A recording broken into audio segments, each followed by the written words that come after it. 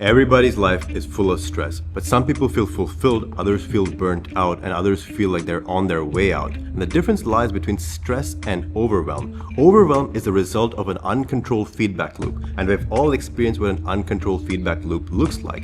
If you ever heard the sound a speaker produces when you keep the microphone too close to it, then you know exactly what I'm talking about. It sounds a little bit like this. So what's happening here is that the speaker produces a sound, the microphone picks it up, amplifies it, puts it to the speaker a second time, and then picks it up again, and so forth until like one of the control systems kick in or the speaker literally explodes. And that's exactly how stress works as well. Stress can produce stress can produce more stress, and then stress can produce even more stress, and before you know it, the system breaks down. So the topic of this video is how to prevent that from happening, and also how to modulate recovery such that we live not a stress-free life, because that doesn't exist, but rather a fulfilling life. So first, I'm going to share with you exactly how I learned this from the army, and then I'm going to share with you the exact tips that you can use to put this into action right now. This is the exact biology research lab that I was working in many years ago as I was trying to earn my PhD in genetics and molecular biology. I would spend more than 10 hours per day in this exact location, in this exact chair, working on the centrifuges, this is a little machine that you use to separate molecules using electric fields. And all this stuff was not actually stressful. I enjoyed doing it. What I did find stressful was actually the conference room. Every week on Friday, we would meet up as a big research group and we'd present our findings and our research, our progress. And I hated this because I always felt like I had the least to report, and all these talented, smart grad students were always lapping me. Until that point, I always felt that my intelligence was enough to get through anything. Because throughout high school, throughout college as well, and especially when I was even younger than that, I was always praised by parents and teachers for being smart. So that became a part of my identity. It became a thing which fueled my ego, but it wasn't cutting it anymore. I felt like a deer in the headlights. There's so much stuff that is expected of me, so much stuff on my task list. They say that the responses to a threat is fight or flight. There's also a third one, which is freeze, which is exactly what stress feels like. This is exactly what overwhelm feels like. There was mornings that I'd wake up, I would literally want to shoot myself. So instead of that, I joined the military. And it was in the army that I actually learned what overwhelm actually was. And I wish I'd learned this before. So I wish somebody just told me what it was and how I can deal with it years ago, but I didn't. And that's why this video is made for you. Overwhelm is the exact tactical situation where the formation has no room to maneuver, cannot go forward, cannot go back, cannot go left, cannot go right. Overwhelm only happens when you stop moving and you have no option but to stop moving. Therefore, so long as you are moving, you are not overwhelmed. So this takes being overwhelmed from a mental feeling to a tactical battlefield reality. This is a sentence which I want you to carry with you. Overwhelm is a choice. So long as you can choose to move, you are technically not overwhelmed. So how did the army teach this? The army never teaches by theory, it always teaches by doing. So the drills gave us a challenge to solve, and the reward which they promised if we did this challenge was a trip to the PX. The PX is kind of like a strip mall. You can get food to eat, you can buy stuff, and what I really wanted from there was a strawberry milkshake. But that wasn't the main incentive. The biggest incentive that the drills dangled in front of us was that we would get our phones back for about 10 minutes. And it was important because at this point in the training, the boys had been away from their families for months at that point. There was guys who had young children who they haven't talked to for months, wives, family members who are sick, parents, all this kind of stuff. So everybody wanted to get that phone call. So it's a very strong reward for us. And before I give you the challenge, I have to give you some context. This is what a military barracks looks like. They call it a bay. So this is what it looks like when seen from the side. What the drills wanted us to do, here was the challenge, right? They wanted us to get all the bunks which were on the top layer and move them such that they were staggered, leaving kind of a walk-through area underneath. And they wanted it done in less than 30 minutes. They said they would come back and check in 30 minutes. If we succeeded, we would get that reward. And if we failed, well, certainly we would get some kind of punishment. So as soon as the drills left, the guys started to move. And that's expected because these are a bunch of young, testosterone-fueled, aggressive young guys who want to get shit done. So of course, they start to move almost immediately when the drills leave because they have that ticking time bomb. 30 minutes, the drills are going to come back. The guys on the left side of the bay were moving the bunks one step to the right. and the guys on the right side of the bay, without consulting with the other teams, started to move the bunks one step to the left. So before you know it, there would be a huge commotion and confusion in the center when nobody knows where the bunks are supposed to move. And that was kind of the expectation. The drills probably expected the bay to look something like this at the end of the 30 minutes, with complete chaos. And as soon as I saw this disorder start to emerge, I realized what was going on. The drills wanted us to use the training that we had been given. So me and the other older guys in the platoon called the entire unit to order. We had everybody line up and just stop doing anything. So the first step of this process is step 1, pause. So before you jump into the fray, you always pause to assess the situation so that you don't make it worse than it has to be. Now this step sounds simple, and it is the easiest step to accidentally skip because it feels passive. It feels like a waste of time. It feels like you should go to step 2 and step 3 immediately, but that's not true. This is the first step, and it's the first step for a reason. Now we're not trying to spend all day here. We're not trying to procrastinate. We're not trying to defer the decisions. All we are trying to do is allow us to take control of the problem space rather than allow the problem space to take control of us. So the second step was to plan. Literally draw it out. Draw out what needs to happen. Humans are visual creatures. It is far easier to get something done once you see what done looks like. So what we did is we literally took out a whiteboard and drew out exactly what this is and told them what the plan would be. And once everybody knew their roles, step 3 was only too easy. All we had to do was we had to get all the guys next to their specific bunks. And once we had them all in place, we had them take out their multi-tools. It's like a little screwdriver, you can think of it. Unscrew all the cots. And we had everybody take the cot right next to them, lift it up, move 5 paces left, and then set them down and bolt them in place. That's it. The whole maneuver took maybe 5 minutes. This exact task, which the drills expected us to fail in 30 minutes, was done in less than 5 minutes. It took 5 minutes of planning and 5 minutes of execution. We were done in like 10 minutes. But I don't want you to forget that the first step of this was at 1 minute of pause. So that's what the plan, pause, move cycle looks like. This is literally what military commanders use in the field in order to make tactical decisions. Now you're probably thinking, well, I'm not in basic training, I'm not a military commander, how does this apply to me? So first step you'll remember is the pause. Now how do you pause? It is not a passive activity, it is actually a very important step, and this is what it looks like in action. The feeling of stress and overwhelm happens when you have so much shit going on you don't know where to start. So let's find out where to start. This is what's called an Eisenhower matrix. You arrange your tasks, the priorities that you have, in the order of impact and urgency. The higher up it is, the more impact the task has upon completion. On the x-axis, you have urgency. So the more right it is, the more urgent the task is. This is the exact Eisenhower matrix that I used many months ago when I was doing this 6-figure launch. I felt so overwhelmed and so stressed because there's so many thoughts in my mind as to what I needed to get done and what order I would do them in. But once I put them on paper and imposed order upon it, then it became that much easier to start executing. And the thing is, you can only really do one task at a time. So even if you have 100 different tasks that need to get done, it doesn't matter. You can only really do one task at a time. Now, this can be a source of stress for somebody, but for me, it's actually a source of freedom because if I can only really do one task at a time, all I gotta do is figure out what the hell that task has to be and then start working on it. That's it, right? I don't have to worry about the other tasks because I literally have no capacity to do more than one task at a time. So how do you choose that one task? The answer is, low-key, you don't. So this is how I like to do it, and of course different people are different, but after you arrange your tasks in the Eisenhower matrix, you realize that the only tasks which really matter are the high impact urgent ones, which makes sense, but then you might have more than one task which fits in this quadrant. So all you gotta do is take out a highlighter, highlight what you think are the most 3 important tasks. So it doesn't have to be in order because it's hard to find out what exactly the highest priority task is. Just pick 3. Don't have to be perfect. And then start working on literally any of these high priority items. You might be wrong. You might realize upon working that actually you need to do something else. That happens all the time. But the thing is you've started moving.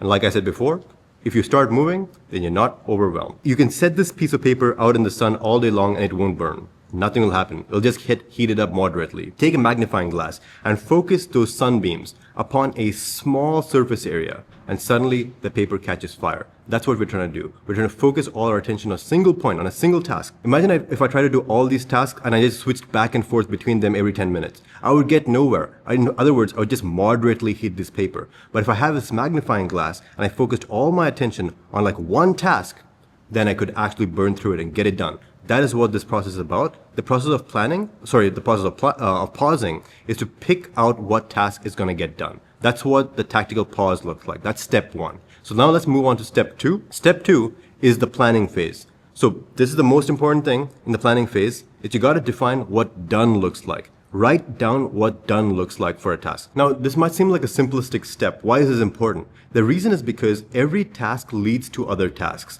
And this is not a bad thing, but this can be a source of massive stress because it feels like every single task you do leads to more work. Sisyphus was a hero in Greek mythology who was cursed by Zeus to push this boulder up a hill. But every time he reaches the top of the hill, the boulder rolls down. He has to do it again and again. It's a punishment. And that's why people get stressed out of their minds, is because every time they finish a task, that 2 tasks jump up, and they finish 2 tasks, 4 tasks jump up. It feels like you're fighting the Hydra. So if you don't define what done looks like, you never feel rewarded for doing anything, because every time you do something, it feels like you just have more work to do. And that brings us neatly to the reward section of the planning phase. This is important, boys and girls. Like, this is actually so important, and I don't know why it took me years to figure this out. So you gotta pick a sufficiently motivating reward. Most of us do whatever we do in terms of work as a result of the threat of punishment. We're always running away from something. We don't want to let our boss down. We don't want to be poor. We don't want to fail in our exams. Like, whatever the thing is, we don't want to disappoint our parents. We're always running from pain.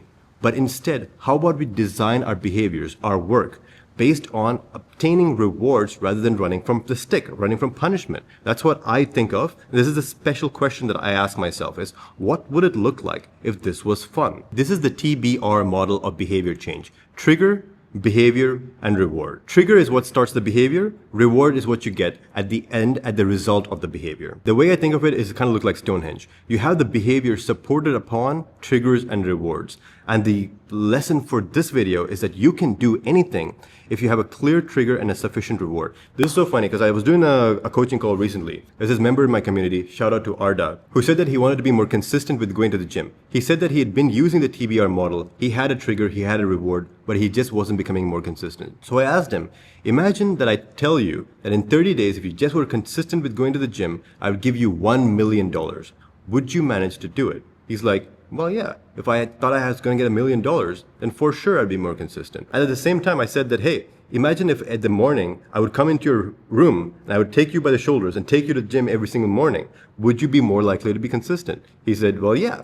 So I said, okay, so it means that the trigger is not strong enough. If a behavior is not being done, it means that the trigger is not strong enough or the reward is not incentivizing enough. That's it. Because if the trigger was strong enough and the reward was big enough, then you would do the behavior. It's that simple. So the question becomes, well, what kind of rewards can you use? This is what I use. Everybody's rewards will be different because we are rewarded by different things. Every time I make a video, I pay for a professional massage. It's relaxing, it's good for the body, and in Hawaii, they actually have a huge massage culture. They have like massage schools which provide a really, really good quality product for like $50, very cheap for what it is. So it's an easy, healthy, rewarding reward that I set out for myself every time I create a video. And the second thing is a croissant and coffee. Now it's not, it's not a fancy thing. It's a very simple thing, but it gives me a lot of reward. I find it very pleasurable. And then a day in the beach. You just got to find out what's rewarding to you. And of course, you can do other things. You can spend time with the girl you like. You can go watch a movie. Like, this is, funnily enough, this is the reward which I've set for myself for producing this video which I'm recording right now. I thought the trailer was epic and I really want to watch this movie. But if I just went and watched this movie, then I would have wasted an opportunity to reward myself. The reward gives you more pleasure and happiness if you actually earned it. I will only allow myself to watch this movie once I complete this video. That opens up a very important topic because this model, the TBR model, can be misused if you don't understand what you're doing. It is trigger, behavior, followed by reward. It is not trigger, reward, behavior. The biggest problem of modernity is that you can get the reward before the behavior. Our human brain is the most sophisticated information processing system in the known universe. It has a very specific way of understanding behaviors and rewards. Start to put the reward before the behavior, you start to fuck your brain. I said that I would watch the movie after I finish this video, but there's going to be a temptation to say, you know what, let me watch this movie and I'll do the video afterwards. In other words, let me get the reward first and I'll do the work afterwards. This temptation always will exist. You're basically fucking yourself in two different ways. The first is you make the reward feel less good because you feel like you didn't earn it. So the reward feels bitter in your mouth. The second thing is that you've lost an opportunity to train this behavior reward pairing. If your brain is taught that you can just get the reward without doing the behavior, then the brain is obviously going to go for that because that's a shortcut. That's why fast food is addicting. That's why porn is addicting. That's why watching TikTok or scrolling on your phone is addicting. That's why Tinder is addicting. All these things are addicting because you can just get the reward without the preceding behavior. But this is the most important point. Unearned reward doesn't actually feel good. It feels good for a few seconds and then goes away. That's why you end up feeling hollow. It's not the reward. Like, people think that the reward is the reason why you feel hollow. No, it's not. It's actually because you haven't done the work and you've just gotten an unearned reward. And at the same time, an earned reward feels great. You feel proud of yourself, you feel strong, and you feel like you have agency to do future things because you've paired behaviors with rewards. It's the TBR model. You have to do the behavior before you get the reward. And finally, let's go to step 3. This is the last step, is the move step. So we talked about pause, plan, and move. You need this to kind of finish out this model. The first thing you want to do is to collect the tools that you expect to need. Now, tools can be many different things. First one is just money. Sometimes you can just solve the problem by throwing money at it. If that's the case and you have the money, then you don't have a problem. So just do that. Second thing is connections. You might know people who have skills or experience that might help you make that task easier for you. Don't feel afraid to ask for help, because at the end of the day, the only thing which matters is if you got the work done, you've produced results. And if producing results means that you gotta ask for help, then that's what it means. You gotta ask for help. Third thing is now you have AI. Every time you're completing tasks, feel free to ask AI, especially Claude Sonnet. Like, that's the AI which I recommend, is Claude Sonnet. Ask it how to do the task, how to make it simpler. Brainstorm with the AI. And here's the thing. Remember I talked about the Eisenhower matrix earlier on this video? You can use AI to make that for you. If you have your entire task list, you can feed it to the AI and ask it to make the Eisenhower matrix for you. Now, will it be perfect? Maybe not, but it'll give you the first step like this, and then you can make any refinements that you need to make. And lastly, there's other shit that you need. Notebooks, pens, a clean desk, software. Just assemble these things beforehand so that you're not always like getting up, getting other shit. Next, you remove what you don't need. So I use this device, it's called the brick. And when you tap your phone with that brick, all the distracting apps go away. And whenever you open Instagram, for example, it will show up as blocked. It will show this black screen. Another thing which I use is called Cold Turkey. It goes on your computer, goes on your browser, and it blocks out all the distracting websites. And the last thing I use is called Unhook. It's an extension which goes, because I need YouTube. Like, the nature of my job requires me to look up stuff on YouTube in order to make the next video, right? So that's why I use the Unhook extension. It gets rid of all the distracting features of YouTube. For example, the shorts. And finally, and here I had to make a difficult editorial choice. I hope you'll understand. There's so much that I can say and I want to say upon the topic of actually focusing and getting the work done. But I can't do it in this video, because if I did, this video will be like an hour long. I have an entire video which details the exact tools and techniques and methods you can use to really focus and get the work done. It's a productivity video. So please just watch that video after this. It's a longer video for sure. It's about 40 minutes long. So what's the return on investment here? You spend 40 minutes, take some notes, start taking some actions, and then you can potentially get years ahead of the competition. So real talk, what I want you to do at the end of this video is just go and watch this video and start taking notes, because this stuff is actually going to change your life if you implement. So don't bookmark this, don't put this and watch later. Go ahead, and if you have the time right now, just go and watch this video. I know it's long, but it will be worth it. So with that, boys, I'll see you in the next one.